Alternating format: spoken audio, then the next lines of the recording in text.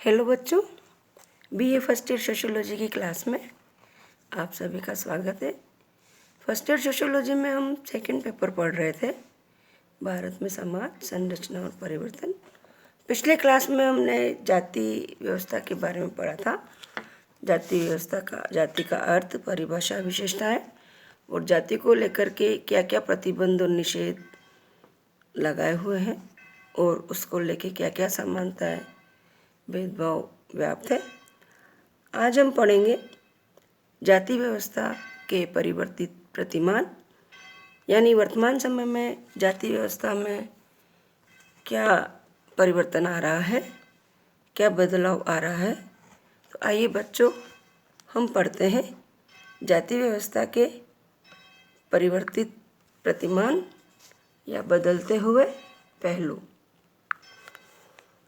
जैसा कि बच्चों आप जानते हैं कि पिछले कुछ समय से भारतीय समाज में जाति व्यवस्था में बहुत से बदलाव देखे जा रहे हैं या बहुत से परिवर्तन आ रहे हैं। विशेषकर वर्तमान समय में ग्रामीण जाति व्यवस्था में ये परिवर्तन आ रहे हैं, बहुत सारे अनेक परिवर्तन आ रहे हैं। तो ये परिवर्तन जाति व्यवस्था में क्यों आ रहे हैं, इसके पीछे क्या कारण है, आज मैं इस क्लास में जाति व्यवस्था में जो परिवर्तन आ रहे हैं वर्तमान समय में, उनके कारण बताऊंगी आपको। हम कारणों पर चर्चा करेंगे। तो जाति व्यवस्था में जो बदलाव आ रहा है वर्तमान समय में, उसका पहला कारण है पश्चिमीकरण या पश्चिम का प्रभाव। जैसा कि बच्चों आप जानते हैं कि पश्चिम की शिक्षा व्यवस्था और पश्चिम के प्रभाव के कारण भारत में परंपरागत जाति शिक्षा के स्थान पर अनेक प्रकार की विशिष्ट शिक्षाएं आई है, जैसे कि तकनीकी शिक्षा, चिकित्सा शिक्षा और विज्ञान से संबंधित शिक्षा, है ना। इसके कारण धर्म के स्थान पर तर्क और वैज्ञानिकता का प्रभाव बढ़ा और पश्चिमीकरण के कारण या पश्चिम के प्रभाव ने भारतीय लोगों में भौतिकवाद, व्यक्तिवाद, प्रेम विवाह आदि की स्वीकृति दी तथा छुआछूत और खान पान जैसे प्रतिबंध जो जाति व्यवस्था में थे, परंपरागत जाति व्यवस्था में, वो थोड़े शिथिल हुए। इसी कारण से वर्तमान समय में जाति व्यवस्था में परिवर्तन दिखाई दे रहा है।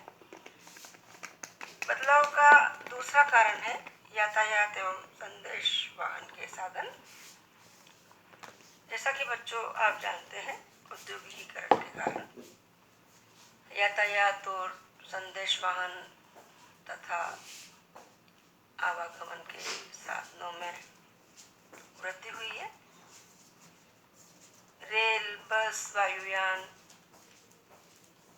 जहाज आदि के कारण विभिन्न जातियों के लोगों को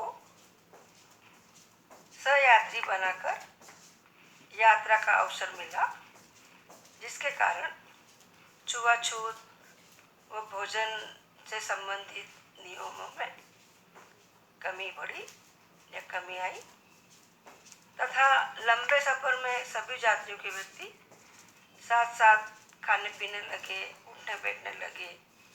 उनके अंदर भाईचारे और समानता की भावना पनपी। यातायात के नवीन साधनों के कारण भी लोगों में गतिशीलता उत्पन्न हुई और इसी के कारण जाति व्यवस्था के जो बंधन थे, परंपरागत जाति व्यवस्था के जो निषेध थे उनमें शिथिलता आई। फिर नेक्स्ट कारण है नगरीकरण। जनसंख्या की वृद्धि और औद्योगिकीकरण की प्रक्रियाओं के कारण बड़े बड़े नगरों का विकास हुआ और नगरों में विभिन्न जातियों के व्यक्ति साथ साथ रहने लगे, एक साथ निवास करने लगे, एक साथ सिनेमा, होटल, क्लब आदि में सभी जातियों के व्यक्ति साथ साथ उठने बैठने लगे, खाने पीने लगे। नगरों में जाति के स्थान पर व्यक्तिगत गुणों के आधार पर व्यक्तियों का मूल्यांकन किया जाने लगा। इसके कारण भी जातियों का प्रभाव शिथिल हुआ है और जातीय परंपरागत भारतीय जातीय व्यवस्था में बहुत से बदलाव दिखाई दे रहे हैं। फिर नेक्स्ट है जातीय व्यवस्था में परिवर्तन का कारण प्रजातंत्र। जैसा कि बच्चों आप जानते हैं कि 1947 में भारत आज़ाद हुआ था, 15 अगस्त 1947 के दिन। उसके बाद भारत ने प्रजातंत्र शासन व्यवस्था लागू हुई। इससे स्वतंत्रता, समानता और भाईचारे की भावना पनपी और संविधान में भी जाति, प्रजाति, रंग, लिंग, छुआछूत आदि भेद को समाप्त किया गया। इसी कारण से जातीय व्यवस्था में बदलाव आ रहा है। फिर नेक्स्ट कारण है नवीन व्यवसाय। जैसा कि बच्चों आप जानते हैं, परंपरागत जातीय व्यवस्था में व्यक्तियों के ऊपर प्रतिबंध था कि वो अपनी जाति से संबंधित ही व्यवसाय कर पाते थे। लेकिन वर्तमान समय में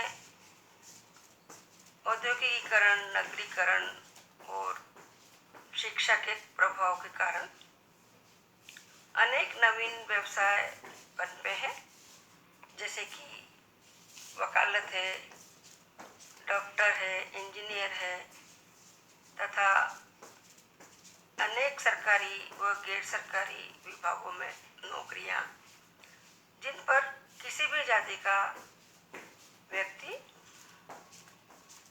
पदासीन हो सकता है।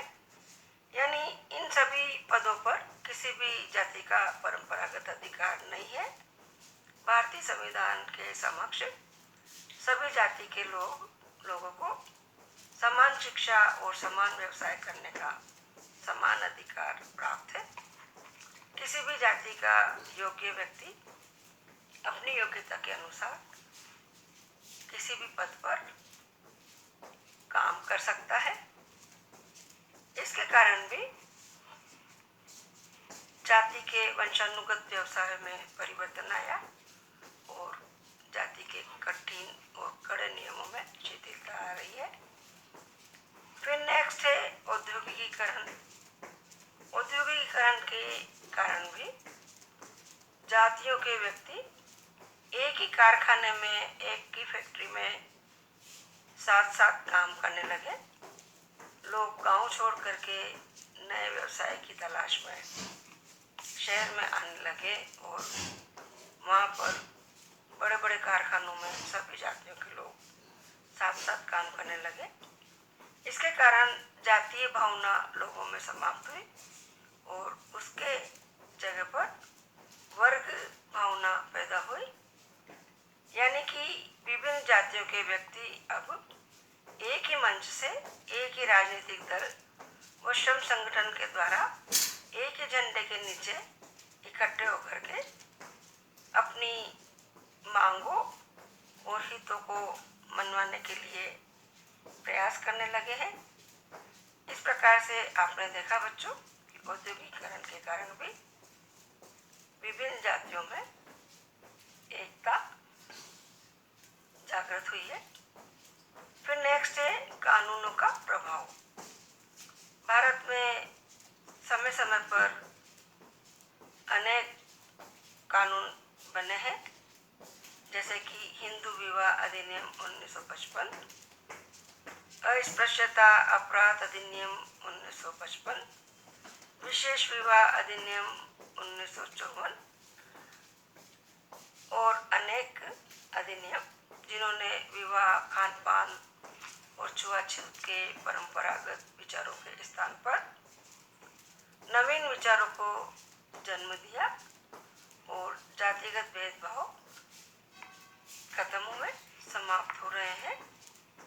और वर्तमान समय में जो जाति व्यवस्था में लचीलापन आ रहा है या बदलाव आ रहा है, परंपरागत जाति के जो निषेध अनेक जातियों पर लगाए गए थे, शिक्षा के लिए, व्यवसाय के लिए और अनेक प्रकार से, जैसे कि सामाजिक, सार्वजनिक कुओं, बावियों, तालाबों, मंदिरों में प्रवेश आदि के लिए जो निषेध लगाए गए थे, वो करीब करीब अब बहुत ही समाप्त हो चुके हैं। और भारतीय संविधान के समक्ष सभी जाति के व्यक्ति समान हैं और सभी को समान शिक्षा और समान व्यवसाय का अधिकार है। सभी को सार्वजनिक कुओं, तालाबों, मंदिरों में प्रवेश की अनुमति है। और यदि कोई व्यक्ति जातिगत आधार पर भेदभाव करता है तो कानून के द्वारा उसको दंड देने का प्रावधान है। और यही सब कारण है कि वर्तमान समय में भारत में जाति व्यवस्था में परिवर्तन आ रहा है। आज इतना ही।